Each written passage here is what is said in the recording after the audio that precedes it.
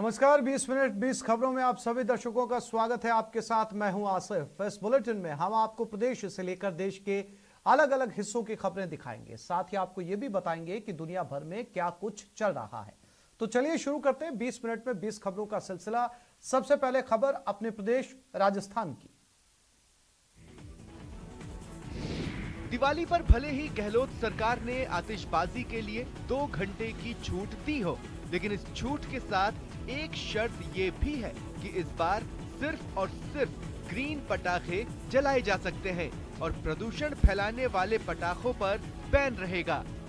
राज्य सरकार के इन नियमों का 12 जिले में जमकर उल्लंघन हो रहा है। यहाँ ग्रीन पटाखे की आड़ में प्रतिबंधित पटाखे बेचे जा रहे हैं। भले ही राजस्थान सरकार द्वारा राज्य में ग्रीन पटाखों को आतिशबाजी के लिए 2 घंटे का समय दिया गया है।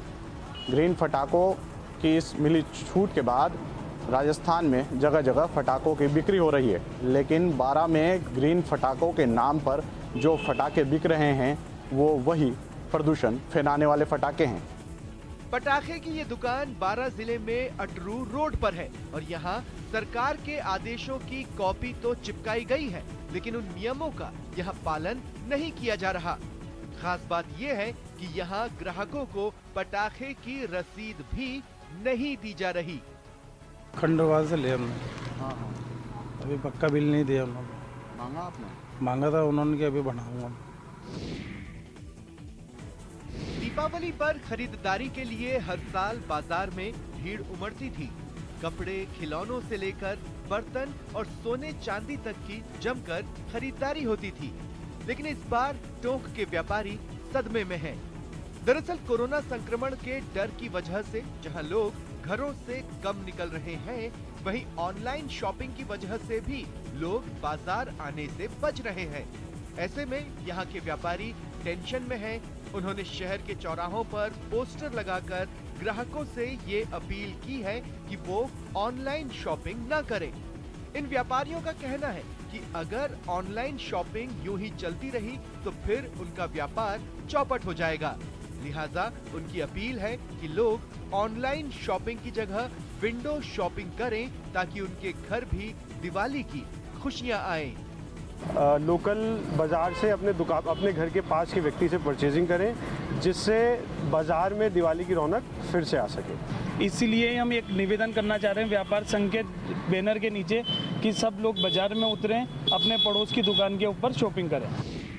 दीपावली त्योहार है रोशनी का, आतिशबाजी का, और अगर इस दौरान किसी दुकान पर ये अनार, बम और चक्री नजर आ जाए तो अनुमान लगाना मुश्किल हो जाएगा कि ये पटाखा नहीं है। दुकान पर सजे इन्हें देखकर भी यही अंदाजा लगता है कि ये पटाखा ही है। घर ले जाइए और इसकी आवाज और रोशनी के मजे ले लीजिए। लेकिन रुकिए जनाब, आपको बता दें ये पटाखा नहीं है और इसमें आग लगाने से कुछ नहीं होगा सिवाय खुशबू निकलने के। दरअसल जोधपुर के एक मिठाई दुकानदार निखिल व्यास को एक आइडिया आया कि क्यों न इस दिवाली कुछ खास किया जाए, और फिर उन्होंने पटाखे की शक्ल वाली मिठाइयाँ तैयार की।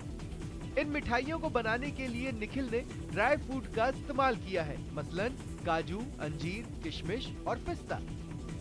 क्रेज तो बहुत है क्योंकि नई चीज़ कोई भी होती है तो लोग बहुत पसंद करते हैं, और मिठाई में पटाखा तो मतलब किसी ने सोचा नहीं, कि कल्पना नहीं करी ऐसी चीज़ बनी है। क्या होता है, आपने पटाखे फोड़े बहुत होंगे बट खाए नहीं होंगे, तो हमने सिर्फ खाने वाला पटाखा बनाया है। और चूँकि अभी इस साल ग्रीन पटाखे का चल रहा है सब जगह चलन, तो हमने भी यही सोचा है सर पटाखा बनाना ही है, फोड़ने से क्यों प्रदूषण क्यों करे, पर्यावरण क्यों नुकसान करे। जैसाण में दिवाली उत्सव की बात ही अलग है।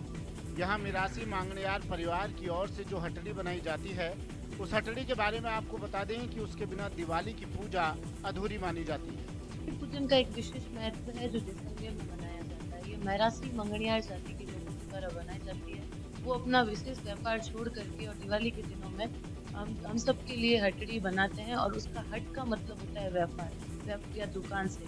तो व्यापार में वृद्धि के लिए लोग जो है ये विशेष प्रकार से घोड़े की लीद और मिट्टी से मिलकर बनाई जाती है। मांगनेयार परिवार के लोग पहले हटड़ियों का निर्माण कर दीपावली, विवाहोत्सव, पुत्र होने या फिर दूसरे शुभ कार्यों में इसे भेंट करते थे। इसके बदले में उन्हें लोग गुड़, नारियल, ओढ़नी और श्रद्धानुसार भेंट देते थे। लेकिन बदलते वक्त में मांगणियार परिवार के लोग हटड़ी के बदले पैसे लेने लगे। कोरोना का दंश झेल चुके जैसाण के बाशिंदों को उम्मीद है कि इस बार विधिवत हटड़ी पूजन से उनके परिवार का संकट दूर होगा और सभी मंगल कार्य बिना किसी अड़चन के पूरे होंगे। मेरा ये इस हिसाब से बनाते हैं कि परंपरा से जुड़े हुए हैं, ठीक है ना। आजकल जो ये हटड़ियाँ बन रही है, लोग इसको मान्यता कम दे रहे हैं, क्योंकि पहले मिट्टी की ये सब मानी जाती थी और घोड़े की लीद से बनाई जाती थी इसको।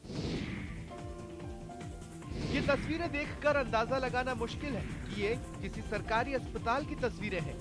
दरअसल सरकारी अस्पताल का नाम सुनते ही जहन में जो तस्वीर उभरती है उसमें बदहाल व्यवस्था, गंदगी ही गंदगी की तस्वीर उभर कर सामने आती है।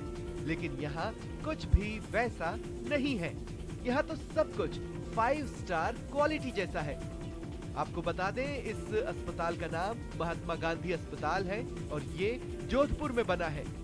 दरअसल सीएम अशोक गहलोत का जो सपना था उसके मुताबिक इस अस्पताल में 5 स्टार जैसी सुविधा दी गई है। इस अस्पताल को मॉडर्न बनाने के लिए 6.5 करोड़ रुपए खर्च किए गए हैं। यहाँ बना 30 बेड का आईसीयू अपने आप में खास है। हमारे यहाँ पर 30 बेडेड आईसीयू नया बना है, जो कि न्यू ओपीडी और इमरजेंसी ब्लॉक में बना के फर्स्ट फ्लोर पर बना हुआ है। यह आईसीयू अत्याधुनिक उपकरणों से सुसज्जित है और एवं बहुत ही डेकोरेटिव भी है। और अब देख लेते हैं कुछ अन्य राज्यों की महत्वपूर्ण खबरें। केंद्रीय बंदरगाह, जहाजरानी एवं जलमार्ग मंत्री सर्बानंद सोनोवाल ने कोच्चि में स्वदेशी विमान वाहक पोत आईएसी विक्रांत के समुद्री ट्रायलों की प्रगति की समीक्षा की। इस दौरान उन्होंने कहा कि आईएसी विक्रांत को अगले साल अगस्त तक नौसेना में शामिल करने का लक्ष्य है। आपको बता दें कि आईएसी विक्रांत अपने दूसरे समुद्री ट्रायल के लिए 24 अक्टूबर को रवाना हुआ था। इस पोत का दौरा करने गए सोनोवाल के साथ नौसेना प्रमुख एडमिरल करमबीर सिंह और कई दूसरे अधिकारी मौजूद रहे। आपको बता दें कि इस युद्धपोत के निर्माण पर करीब 23,000 करोड़ रुपए की लागत आई है। इस विमान वाहक पोत से MiG-29 के लड़ाकू विमान, कामोव 31 हेलीकॉप्टर और MH-60R बहुउद्देश्य हेलीकॉप्टर का परिचालन हो सकता है। इसमें करीब 1700 लोगों के रहने के लिए करीब 2300 कूपे बनाए गए हैं, जिनमें महिला अधिकारियों के रुकने के लिए खास कूपे शामिल हैं। इसकी रफ्तार की बात करें तो यह अधिकतम करीब 28 नॉटिकल मील की रफ्तार से चल सकता है, जबकि इसकी सामान्य गति 18 नॉटिकल मील है। ये 7,500 नॉटिकल तक का सफर कर सकता है। आईएसी विक्रांत 262 मीटर लंबा, 62 मीटर चौड़ा और 59 मीटर ऊंचा है।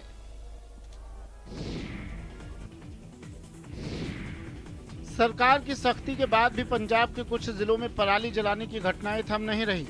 राज्य के जिन जिलों में पराली जलाने की घटनाएं सामने आई उनमें मोगा भी शामिल है, जहां धर्मकोट रोड के दोनों ओर मौजूद खेतों में लगी पराली को किसानों ने आग के हवाले कर दिया। पराली जलने से उठने वाले धुएं ने पूरे इलाके को ढक लिया और उस सड़क से जो लोग गुजरे उन्हें भी परेशानी हुई। एक पासे सरकारां किसानां ਨੂੰ अपील कर रही है कि खेतों ਦੇ ਵਿੱਚ ਪਰਾਲੀ ਨੂੰ ਅੱਗ ਨਾ ਲਗਾਓ, लेकिन दूजे पासे ਜਿਹੜੇ ਆ किसान भी ਆਪਦੀ मजबूरी दस के खेतों ਦੇ ਵਿੱਚ ਪਰਾਲੀ ਨੂੰ ਅੱਗ ਲਾ रहे हैं। कमोबेश कुछ ऐसी तस्वीर पंजाब के अमृतसर से भी सामने आई। वहाँ भी कुछ किसान धान की फसल काटने के बाद खेतों में बची पराली को आग के हवाले करते दिखाई दिए। ਇਹਦੀਆਂ ਮਹਿੰਗੀਆਂ ਮਸ਼ੀਨਾਂ ਅਸੀਂ ਕਿੱਥੋਂ ਲੈ ਕੇ ਆਵਾਂਗੇ? ਸਰਕਾਰ ਉੱਥੇ ਏਸੀ ਦੇ ਕਮਰੇ 'ਚ ਬੈਠੀ ਆ, ਉੱਥੇ ਹਵਾਈ ਕਿਲੇ ਸਾਰੇ ਜਾਂਦੇ ਆ।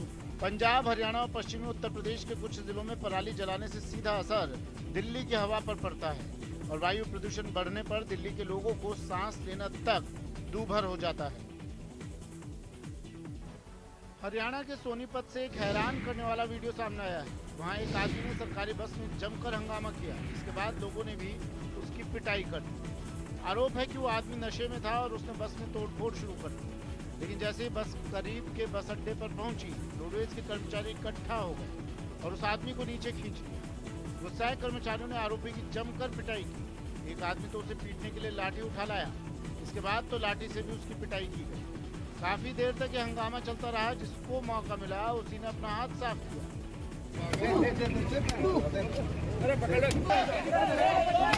आरोप है कि नशे में धुत उस आदमी ने बस के कर्मचारियों के अलावा यात्रियों के साथ भी मारपीट की। सवारी हैं इनको साथ सभी का बदसलूक किया ना। जानकारी मिलने पर पुलिस भी वहां पहुंची और आरोपी को भीड़ के चंगुल से छुड़ाकर अपने साथ ले गई।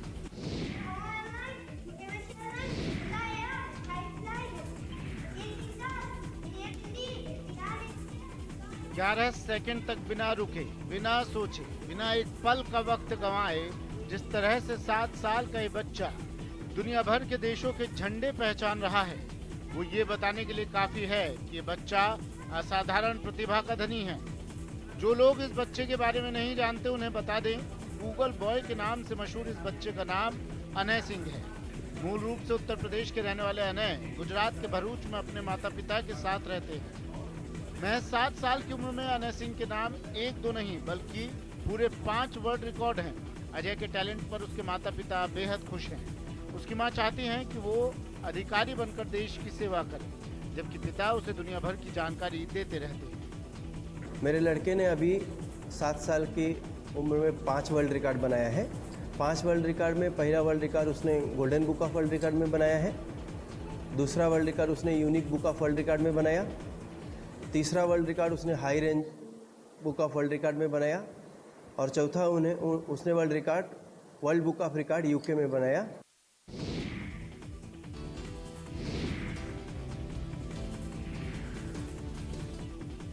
यूं तो दिवाली पर देश के हर गांव, हर शहर में खास तौर पर मिठाइयां बनती हैं, लेकिन तमिलनाडु के कोयम्बटूर की मिठाइयों की बात ही अलग है। दूध पेड़ा से लेकर मैसूर पाक तक, बूंदी लड्डू से लेकर रसगुल्ले तक, पेठा से लेकर तमाम तरह के सोन हलवे तक और बादाम बर्फी से लेकर काजू कतली तक, सब यहाँ खास हैं। कोयम्बटूर की मिठाइयों की मांग दूर दूर तक है, लेकिन इस बार यहाँ मिठाई बनाने वाले परेशान हैं। दरअसल मिठाई बनाने के लिए जिन चीजों का इस्तेमाल होता है वो 30% तक महंगी हो गई हैं, जिसकी वजह से मिठाइयों की कीमतों में भी इजाफा हुआ है। कुछ मटेरियल, रॉ मटेरियल का भी रेट बहुत ज़्यादा हाई हो गया है, तो उसकी वजह से रेट भी ज़्यादा हो गया है स्वीट का। उसके लिए भी कुछ कस्टमर कम है, फिर भी हमको ऑर्डर मिल रहे हैं, कर रहे हैं। दीपावली माँ लक्ष्मी की पूजा के साथ साथ खाने और खिलाने का त्योहार है, लिहाजा इस दौरान मिठाइयों की बिक्री भी खूब होती है। हर कोई अपनी हैसियत के हिसाब से मिठाइयाँ खरीदते हैं और अपने नाते रिश्तेदारों को मिठाई गिफ्ट करते हैं। ये नासिक जेल की एक ऐसी तस्वीर है जिसे देखकर आपका दिल खुश हो जाएगा। दरअसल नासिक जेल में लगे इस स्टॉल पर दीपावली के दौरान जो सामान बिक्री के लिए रखे गए हैं उसे किसी प्रशिक्षित कुम्हार ने नहीं बल्कि नासिक जेल में बंद कैदियों ने बनाए हैं। नासिक जेल में बंद कैदियों ने इको फ्रेंडली दीपक बनाए हैं, जिसे बनाने के लिए उन्होंने गाय के गोबर और कई तरह की प्राकृतिक चीजों का इस्तेमाल किया है। के जो कैदी लोग हैं वो बहुत ही सुंदर वस्तुएं बनाते हैं और जो लकड़ी की चीज रहती है वो बहुत ही ड्यूरेबल और ओरिजिनल साग की बनती है। और हम लोगों को कारागृह में सब सिखाया जाता है हमारे दादा के जरिए कि तुमको किस तरह किया जाता है। पहले वो दिखाते हैं कि वह कारपेंटर का कैसे तरह का काम, बीम काम का कैसे काम किया जाता है, लोहार काम का कैसे किया जाता है, वेल्डिंग कैसे किया जाता है, किस तरह बनाया जाता है, किस तरह उसको आकार दिया जाता है, किस तरह बनाया जाता है। वो पहले मेहनत करते हैं, फिर हम लोग उसको आकार देते हैं, बनाते हैं, फिर बाजार में बिक्री के लिए आते हैं। फिर एक कश्मीरी लड़की ने वर्ल्ड लेवल पर भारत का नाम ऊंचा किया है। विश्व जूनियर चैंपियन तजामुल इस्लाम ने दूसरी बार किक बॉक्सिंग विश्व चैंपियनशिप में स्वर्ण पदक हासिल करके इतिहास रच दिया है। उत्तरी कश्मीर के बांदीपुरा जिले की रहने वाली 13 साल की तजामुल ने मिस्र की राजधानी काहिरा में आयोजित विश्व किक बॉक्सिंग चैंपियनशिप के अंडर 14 के वर्ग के फाइनल में अर्जेंटीना की लालिना को हराकर स्वर्ण पदक जीता है। वो मेजबान मिस्र की 2 दिग्गज मुक्केबाजों को हराकर फाइनल में पहुंची थी। इतना ही नहीं, तजामुल फाइनल से पहले फ्रांस की मुक्केबाज से भी भिड़ी थी। आपको बता दें, इससे पहले तजामुल इस्लाम ने 2016 में इटली के एंड्रिया में आयोजित विश्व किक बॉक्सिंग चैंपियनशिप में महज 8 साल की उम्र में पहला विश्व चैंपियन खिताब जीता था।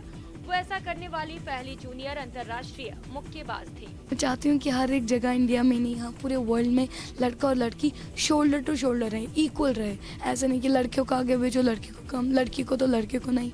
So please parents support your मैं तो कहूँगी कि पहले कोच अपने स्टूडेंट्स को सपोर्ट करें, पेरेंट्स अपने बच्चों को सपोर्ट करें। लखनऊ का मशहूर वाजिद अली शाह प्राणी उद्यान के 100 साल पूरे हो गए हैं। आज भले ही ये पार्क भारत के सबसे खूबसूरत पार्क में से एक हो, लेकिन इसके 100 साल का जो सफरनामा है वो उतार चढ़ाव वाला रहा है। 29 नवंबर 1921 को प्रिंस वॉल्स के आगमन के मौके पर तत्कालीन अंग्रेज गवर्नर हरकोर्ट बटलर ने इसकी स्थापना की थी।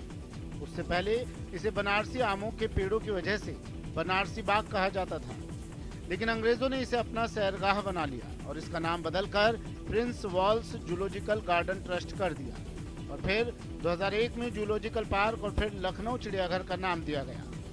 एक बार फिर 2015 में इसका नाम बदलकर नवाब वाजिद अली शाह प्राणी उद्यान कर दिया गया। नाम बदलते रहे लेकिन इस चिड़ियाघर का रुतबा नहीं बदला और आज भी यहाँ आने वाले लोगों की संख्या में कमी नहीं आई है, बल्कि वो बढ़ती ही जा रही है। सबसे बड़ा अट्रैक्शन है जो बच्चों का अट्रैक्शन है यहाँ पर, वो यहाँ पर घूम सकते हो। सबसे सस्ता मनोरंजन मुझे लगता है कि आज तो टिकट 80 रुपये का हो गया है महंगाई को देखते हुए, लेकिन फिर भी 80 रुपये में आप अगर आप सुबह 8 बजे 8:30 बजे टिकट ले लेते तो आप 6 बजे तक यहाँ घूम सकते हैं उसी 80 रुपये में। प्रभु श्री राम की नगरी अयोध्या रंग बिरंगी रोशनी से सराबोर हो उठी है। जगह जगह बने तोरण द्वार इसकी सुंदरता में 4 चांद लगा रहे हैं। इस मनमोहक रोशनी को देखकर अंदाजा हो जाता है कि अब की बार का दीपोत्सव खास होने वाला है और इसकी तैयारी भी करीब करीब पूरी हो गई है। ये 5वां मौका है जब अयोध्या में इस तरह के दीपोत्सव का आयोजन किया जाने वाला है। आपको बता दें कि इस बार दीपोत्सव में 9 लाख दीप जलेंगे, जिसमें 7,51,000 दीपक राम की पैड़ी पर जलाए जाएंगे और 1.5 लाख दीपक अयोध्या के रामलला के प्रांगण समेत प्राचीन मठ मंदिर और कुंडों पर जलाए जाएंगे। 5वें दीपोत्सव में 11 झांकियां विशेष आकर्षण का केंद्र होंगी। दीपोत्सव के पारंपरिक शोभा यात्रा साकेत महाविद्यालय से निकलेगी जो राम कथा पार्क तक जाएगी। इतना ही नहीं, भगवान राम के जीवन प्रसंगों पर 11 वाहनों पर सवार होकर शहर भ्रमण को झांकियां निकलेंगी। हर झांकी पर सरकार की ओर से चलाई जा रही योजनाओं का संदेश रहेगा। खास बात यह है कि मंगलवार को पूर्वाभ्यास के लिए रथ यात्रा सड़कों पर निकलेगी और 3 नवंबर को पारंपरिक रथ यात्रा आकर्षण का केंद्र होगी। सफेद, पीले और गुलाबी ये वो स्वीट कैंडी हैं जो दीपावली के मौके पर जरूर खरीदी जाती है। स्वीट कैंडी को देशी तरीके से बनाया जाता है। चीनी से बनने वाली इस मिठाई को एक जमाने में लोग बड़े चाव से खाया करते थे, लेकिन बदलते वक्त में इसकी डिमांड कम हो गई है। स्वीट कैंडी बनाने वाले कारीगरों का कहना है कि वो सालों भर इसी काम में लगे रहते हैं, चाहे फायदा हो या ना हो। तो मतलब मालिक को कभी कभी दिक्कत हो जाती है, कभी कभी फायदा भी होता है तो दिक्कत भी होगी, तो इसी वजह से मतलब हमारा ऐसा हमेशा काम चलता रहता है। कभी मतलब कि डाउन हो जाता है, कभी कहीं ज़्यादा भी हो जाता है। हम लोगों के यहाँ ये नवरात से शुरू होता है खिलौना बनना और दीपावली तक बनता है और इसमें जो खर्चे आते हैं बहुत ज़्यादा आते हैं, जिससे 1 रुपया 1.5 रुपया किलो प्रति कुंटल के हिसाब से हम लोगों को मिलता है। यूँ तो नई नई मिठाइयों और चॉकलेट के दौर में स्वीट कैंडी की मांग कम हुई हो, लेकिन अभी भी बहुत ऐसे लोग हैं जो परंपरा की वजह से थोड़ा बहुत ही सही स्वीट कैंडी घर जरूर ले जाते हैं।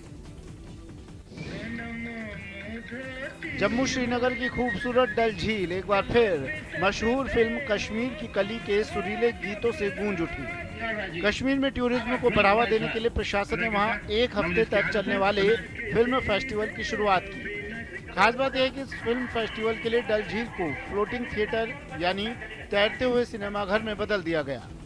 एक खुली हुई नाव में 4 बड़ी स्क्रीन लगाई गई, जबकि दर्शकों को आसपास तैर रही हाउस बोट में बैठाया गया। फेस्टिवल की शुरुआत हुई शम्मी कपूर और शर्मिला टैगोर पर फिल्माई गई मशहूर फिल्म कश्मीर की कली से। ऐसा लगा जैसे डल ही नहीं, पूरा श्रीनगर 1964 के उसी पुराने दौर में लौट गया हो। डल के बीचों बीच खुले आसमान के तले एशिया के पहले इस अनूठे तैरते थिएटर ने कश्मीर की कली के रोमांस को एक बार फिर जिंदा कर दिया।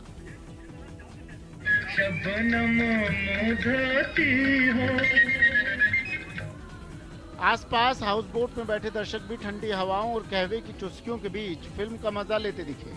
कहीं दर्शक शिकारा, कहीं जाने वाली छोटी नावों पर भी सवार दिखे।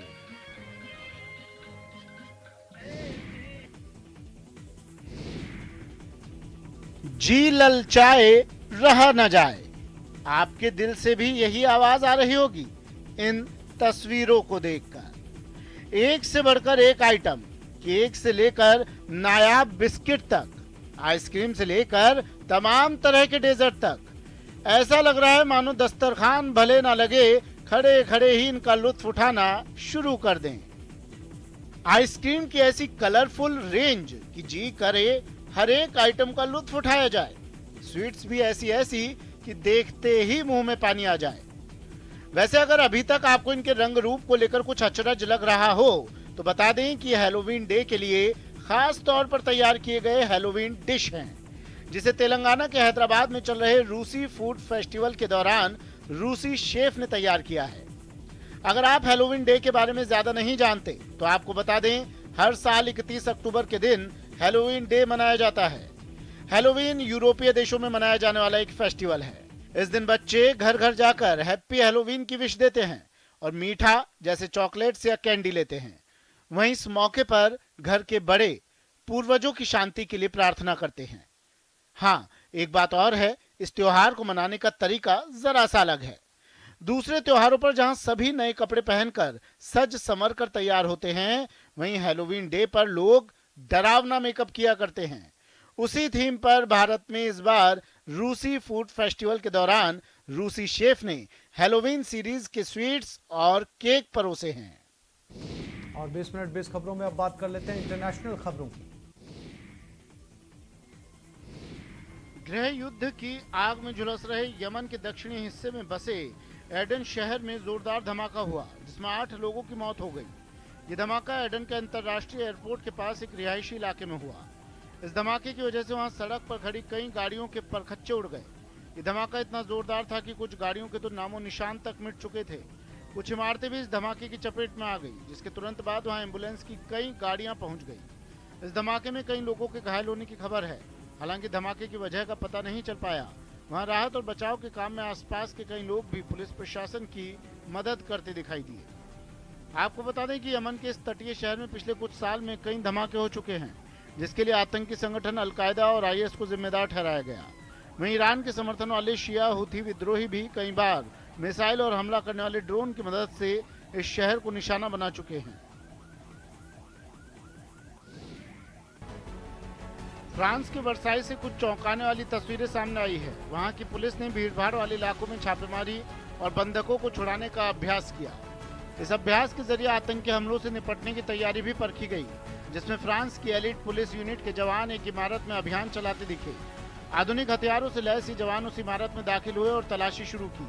बंद दरवाजों को धमाके से उड़ाने का भी अभ्यास किया गया। अभ्यास का मकसद हमले की सूरत में जवाबी कार्रवाई करना और इमारत में छिपे बदमाशों को ढेर करना था। इसके लिए जवान पूरी तरह तैयार नजर आए। अभ्यास के दौरान ड्रोन और रोबोट की मदद भी ली गई। ये रोबोट जवानों को अंदर के हालात की जानकारी देते दिखे। इनसे मिलने वाली तस्वीरों और जानकारियों की मदद से जवानों ने अपने अभियान को कामयाबी के साथ अंजाम दिया। स्पेन के मैड्रिड में इंटरनेशनल लाइट फेस्टिवल का आयोजन किया गया। 3 दिनों तक चलने वाले इस लाइट फेस्टिवल में दुनिया भर से आए कलाकारों ने हिस्सा लिया। इन कलाकारों ने रंग बिरंगी लाइटों से शहर की प्रसिद्ध इमारतों पर ऐसी शानदार कलाकृतियां उकेरी, जिसे देखकर फेस्टिवल में आए लोग खुशी से झूम उठे। कोरोना काल में हुए इस लाइट फेस्टिवल को देखने के लिए दुनिया भर से लोग पहुंचे, जो इसकी तारीफ किए बिना रह नहीं पाए। Y nos encanta, la verdad. Ponen bien, ponen beaucoup. Light और साउंड के इफेक्ट से एक ऐसा मायाजाल वहां की इमारतों पर बुना गया, जिसे लोग अपने मोबाइल में रिकॉर्ड करते नजर आए। इमारतों को ही नहीं, वहां के पेड़ों को भी शानदार लेजर लाइटों से रोशन किया गया। आपको बता दें कि यूनेस्को की ओर से 16वीं सदी के E1 रेट्रो पार्क को विश्व धरोहर घोषित करने के फैसले की खुशी में लाइट फेस्टिवल होता है, जिसमें दुनिया भर के कलाकार हिस्सा लेते हैं। कामयाबी की कोई कहानी एक दिन में मुकम्मल नहीं होती, लेकिन ईमानदारी, लगन और सच्चा संघर्ष हो तो सफलता की कहानी एक दिन पूरी जरूर होती है। देश में श्वेत क्रांति यानी दूध क्रांति लाने वाले अमूल का सफर गुजरात के सिर्फ 2 गांवों से शुरू हुआ था। 75 साल का हो चुका अमूल भी पूरे देश के साथ आजादी के अमृत महोत्सव की खुशियां मना रहा है। आइए आपको रूबरू करवाते हैं अमूल की सफलता के सुनहरे इतिहास से।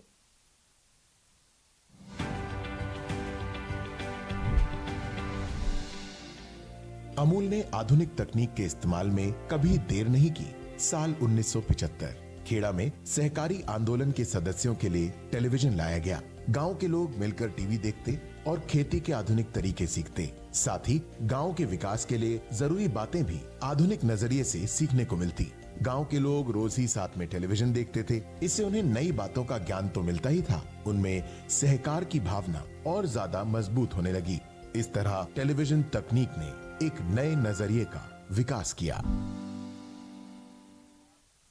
तो इस बुलेटिन में फिलहाल इतना ही। नमस्कार।